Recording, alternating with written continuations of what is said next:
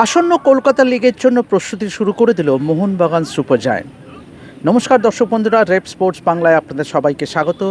এই মুহূর্তে আমি আছি মোহনবাগান মাঠে, যেখানে কিন্তু মোহনবাগান ফুটবলাররা কিন্তু তারা তাদের প্রস্তুতি শুরু করে দিল কলকাতা লিগের জন্য। আপনারা জানেন যে আইএফএ কিন্তু একটা টেন্টেটিভ ডে অ্যানাউন্স করেছে, 25শে জুন থেকে শুরু হতে পারে এবারের ঘরোয়া ফুটবল মরশুম কলকাতা লিগে প্রিমিয়ার ডিভিশন, এবং তারই জন্য কিন্তু আজকে প্রস্তুতি শুরু করে দিল। যেখানে অন্যান্য দলগুলো কিন্তু এখনও প্রস্তুতিতে নামেনি, সেখানে কিন্তু সবুজ মেরুন ব্রিগেড কিন্তু নতুন কোচ বাস্তব রায়ের তত্ত্বাবধানে কিন্তু আজকে প্রস্তুতি শুরু করে দিল।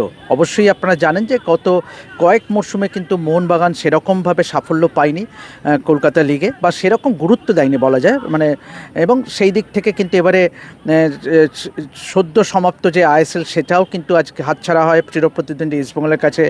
গোল ডিফারেন্সে কিন্তু ইস্টবেঙ্গল টেক্কা দেয় 22 বছর পরে লিগ টাইটেল জেতে আইএসএলটা ঘরে তোলে, এবং সেই দিক থেকেই কিন্তু তাই জন্য কিন্তু মোহনবাগান সুপার জায়ান্ট ম্যানেজমেন্ট আটঘাট বেঁধে কিন্তু এবারে কলকাতা লিগের জন্য তৈরি হচ্ছে। এবং তার একটা ইন্ডিকেশন অবশ্যই কিন্তু আপনারা জানেন যে বেশ কিছু ফুটবলার সিনিয়র দলে তাদেরকে কিন্তু এই জুনিয়র দলের সঙ্গে রাখা হয়েছে, যেমন দীপেন্দু বিশ্বাস যিনি আজকে অনুশীলনে ছিলেন হাজির, এছাড়াও যেমন রাখা হয়েছে সুয়েল ভাট, কিয়ান নাসিরি, উমর মুথার, এবং অবশ্যই অভিষেক সূর্যবংশীদের মতন প্লেয়ারদের সিনিয়র দল থেকে যাদেরকে কলকাতা লিগের দলে কিন্তু রাখা হয়েছে। এছাড়াও কিন্তু বিপক্ষ দলে চিরপ্রতিদ্বন্দ্বী দল থেকে কিন্তু ভাঙিয়ে নিয়ে আসা হয়েছে সায়ন ব্যানার্জিকে, এবং সায়ন ব্যানার্জির পাশাপাশি রাজস্থান ইউনাইটেড থেকে নেওয়া হয়েছে তন্ময় ঘোষকে, এবং অবশ্যই চেন্নাই এফসি থেকে নেওয়া হয়েছে রাজ বাসপুরকে।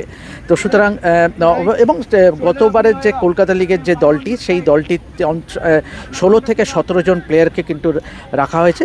অবশ্যই যে যার মধ্যে উল্লেখযোগ্য হচ্ছে গতবারের দলটা থেকে সেটা হচ্ছে প্রিয়াংশ দুবে, দীপ্রভাত ঘোষ, টং সিং, মিংমা শেরপা, সাইল ইনামদার প্রমুখ। অবশ্যই এবং আজকে কিন্তু অনুশীলনের শুরুতেই কিন্তু কোচ বাস্তব রায় তাকে কিন্তু দীর্ঘক্ষণ প্লেয়ারদের পেপটক দিতে দেখা গেল, এবং সেই সঙ্গে কিন্তু মোহনবাগান সুপার জায়ান্ট কলকাতা লিগের দলটাই কিন্তু সহকারী কোচ হিসেবে কিন্তু নিযুক্ত করেছে নীলাঞ্জন গুহকে। এছাড়াও কিন্তু গোলকিপার কোচ অভ্র মণ্ডল, যদিও আজকে কিন্তু প্রথম দিনের অনুশীলনে কিন্তু অভ্র মণ্ডল হাজির ছিলেন না, যেমনই হাজির ছিলেন না কিন্তু সিনিয়র দলের বেশ কিছু প্লেয়ার, যার মধ্যে আমি তো বললামই শুরুতে যে দীপেন্দু বিশ্বাস হাজির থাকলেও কিন্তু সুয়েল ভাট, কিয়ান নাসিরি, অভিষেক সূর্যবংশীরা কিন্তু প্রথম দিনের অনুশীলনে হাজির ছিলেন না, যেমনই হাজির ছিলেন না সায়ন ব্যানার্জি অনুশীলনে। তবে বাকি যারা তারা কিন্তু এক এক করে যোগ দেবেন আগামী দিনগুলিতে। তো অবশ্যই আজকে কিন্তু মোহনবাগান সুপার জায়ান্ট দল কিন্তু তারা কিন্তু প্রস্তুতি সারলো, এবং সেই দিক থেকে দেখতে গেলে অন্য দলগুলোর সঙ্গে কিন্তু টেক্কা দিয়ে কিন্তু তারা প্রথম মাঠে নামলো প্রস্তুতিতে। তো চলুন একবার দেখে নেওয়া যাক মোহনবাগান অনুশীলনের কিছু মুহূর্ত, এবং সেই সঙ্গে কোচ বাস্তব রায় এবং দীপেন্দু বিশ্বাস সংবাদ মাধ্যমকে কি বলল শুনে নেওয়া যাক। এবারে বলা হচ্ছে যে মানে এবার মোহনবাগান প্রথম দল যারা প্রস্তুতিতে নেমে পড়লো আর কি, বিশেষ করে বড় টিমগুলোর মধ্যে।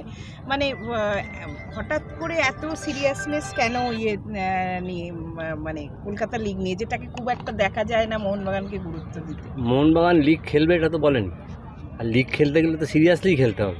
সেজন্য প্র্যাকটিসটা আগে থেকে শুরু করলাম, হাতে সময় পাওয়া গেছে, কারণ আরএফডিএল এদের অনেক দিন আগে শেষ হয়েছে, সেজন্য ছেলেদের ডেকে নিলাম। আর লিগ তো যখন তো শুরু করে দিতে পারে, আমি প্রি সিজনের সময়টা পাবো না, সেজন্য একটু আগে শুরু করলাম, আর কিছু না।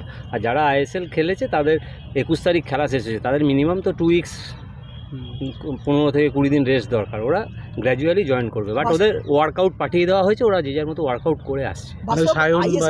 হ্যাঁ, বাস্তব আইএসএল এ খেলা ছেলেদের কলকাতা লিগে নামিয়ে আনা, এটা তো মোটিভেশনের কিছুটা তাদের ঘাটতি হতে পারে। না, তাদের ঘাটতি না, তারা তো আইএসএল এ রেগুলার খেলেনি, তাদের তো এখানে প্রমাণ করে আবার ওখানে ফিরে যাওয়ার জায়গা, এটা তো ওদের পক্ষে ভালো।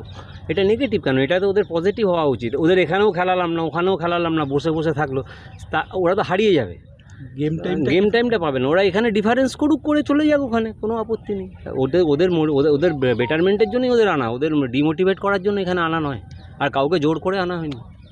তুমি এককভাবে এবার দায়িত্ব পেলে কলকাতা লিগে, তোমার পার্সোনাল মানে টার্গেটটা কি? দেখো, লিগের ফরম্যাট আমি জানি না, লিগ কী হবে আমি জানি না। আমার এখন ফার্স্ট প্রায়োরিটি হচ্ছে আমি ভালো প্রিপারেশান করব, দেন লিগে ড্র হবে, লিগ কী ফরম্যাটে হবে, যদি লটারি করে গতবারের মতো হয় তবে গতবারের মতো লটারিটা যদি হয় সেটা খুব দুর্ভাগ্যজনক, ওটা লটারি নয়। লটারিটা যদি লটারির মতো হয় সেটা আইএফের কাছে আমার রিকোয়েস্ট থাকবে যে সারা বিশ্বে যেমন লটারিটা হয় সেরকম একটা করে ট্রেতে করে নিয়ে এসে টিমের নাম বলছে, ওটা লটারি নয়।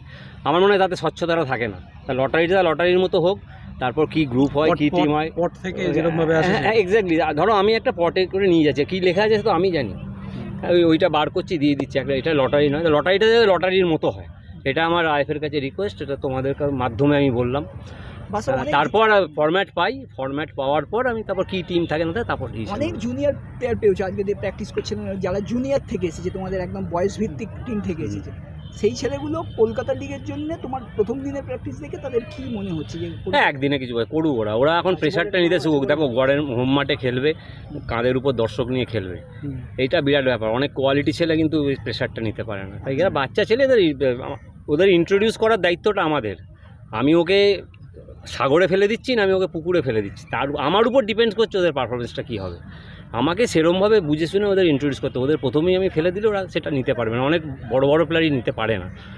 অনেক ভালো প্লেয়ার, তুমি অনেক দিন আসো দেখেছো, অনেক ভালো প্লেয়ারই এখান থেকে হারিয়ে যায়।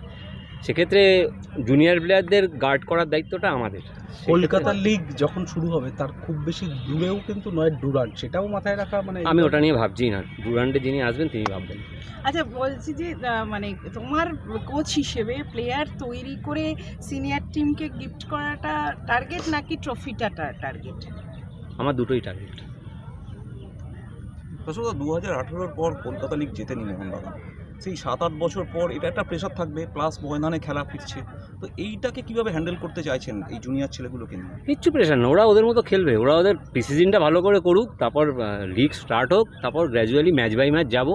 এখন লিগের ফর্ম্যাট আমি জানি না, আমি কীভাবে বলবো আমি এখন চ্যাম্পিয়ন হবো? আমি তো ফর্ম্যাট জানি না, সিঙ্গেল লিগ হবে না ডবল লিগ হবে না দুটো গ্রুপে হবে, পুরো ব্যাপারটা পিকচার ক্লিয়ার না হলে বলো। আর আমি যাবো ম্যাচ বাই ম্যাচ, তবে ফার্স্ট টার্গেট আমার প্রিসিজনটা ভালোভাবে তৈরি করা।